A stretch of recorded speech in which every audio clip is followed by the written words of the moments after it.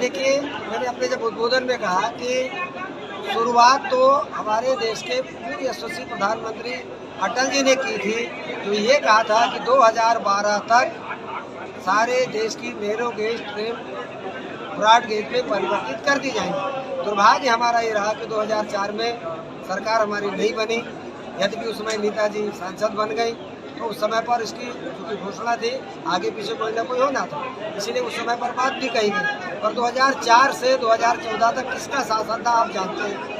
2009 में इस तरह की बातें कही जाती कि कमलनाथ जी ने इसका भूमि पूजन किया था। चलो मान लिया भूमि पूजन किया था, पर परिणाम पे पहुंचाने की कोई चिंता थी क्या? बजट कितना दिया था? और जो बजट दिया जा रहा था वो आप भी जान रहे, 20 करोड़ 25 करोड़, तो आप ही लोग कहते थे कि 30 गति से पैसा मिला तो 30 साल हमारी ट्रेन यहाँ सिवनी को नहीं आएगी।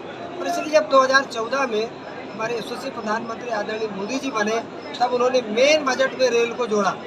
पहले रेल विभाग का बजट अलग होता था तो पैसा नहीं होता था, आज रेल विभाग में जोड़ा। और अभी आपने भी देखा कि किस तरह से प्रधानमंत्री जी ने कहा हर तरह के बजट को 5 गुना से 10 गुना बढ़ा के दिया।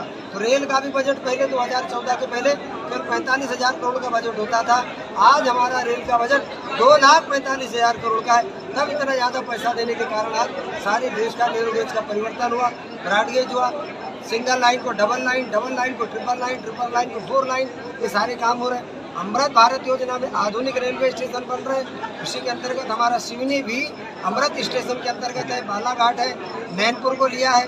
तो नए एक आज के परिप्रेक्ष्य में, जैसे पुराने मकान में रहने का एक आनंद अलग भले रहा हो, और आज के परिप्रेक्ष्य में सबको पक्के मकान चाहिए, तो ऐसे ही रेलवे स्टेशन वर्ल्ड क्लास के बने, उतना न बन सके और कम से कम जिला स्तर के एक आधुनिक स्टेशन बने। वो सिवनी को भी उसकी सौगात मिली है, उसका काम चल रहा है, इसलिए श्रेय कोई भी लेना चाहे हमें उससे इनकार नहीं। पर ये बात तो सही है कि बना तो मेरे कार्यकाल में, तो सारा श्रेय तो मुझे ही जाएगा, मोदी जी को जाएगा जिनने लोकार्पण किया, जिनने उसका। और आज देखिए हमने श्रेय के अकेली बात नहीं, हमने आज शफीक भाई को भी बुलाया, हमने मालती जी को भी बुलाया।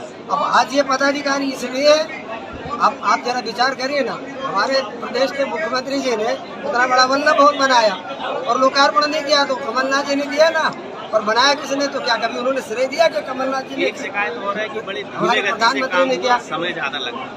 समय देखिए, आप भी जानते हैं कि यदि समय ज़्यादा लगा कह रहे हैं, और जरा दूसरों की तुलना में आप तुलना करेंगे तो आप भी जानते हैं कि 2020 से तो काम स्टार्ट हुआ था, 2017 से काम रुका पड़ा था।